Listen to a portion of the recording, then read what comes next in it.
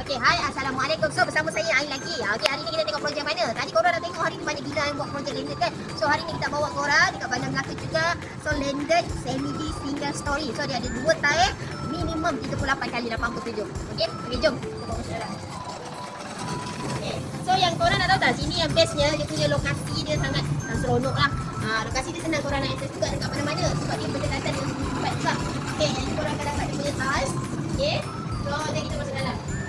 Tapi sebelum tu, tepi ni kalau korang tengok, dia akan ada tanah kat area tepi ni lah. So korang boleh buat cucuk tanam dekat sini, okay?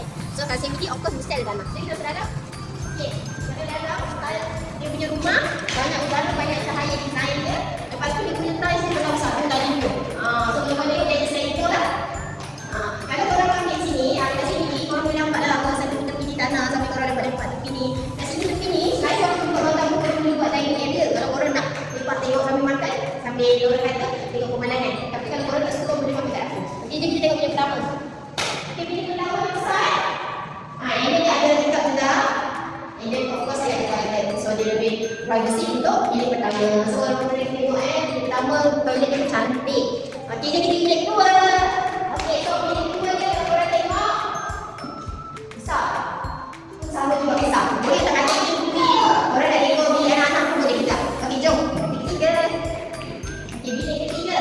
Okey, pun sama juga, besar juga. Korang boleh buat decoration, office, meja study, tempat study, macam-macam lah boleh buat. Itu pada korang punya creativity.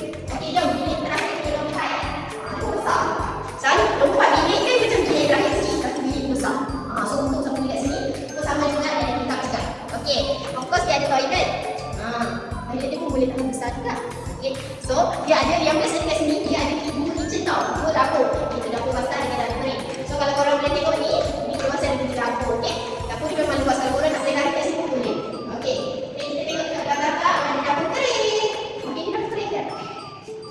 Okey, so dia pun ada tiles juga. Tapi kalau korang mesti tak nak buat dapur kering, korang nak letak laundry ke, nak sedia baju ke apa semua boleh. Okey, so dia dah set tembok.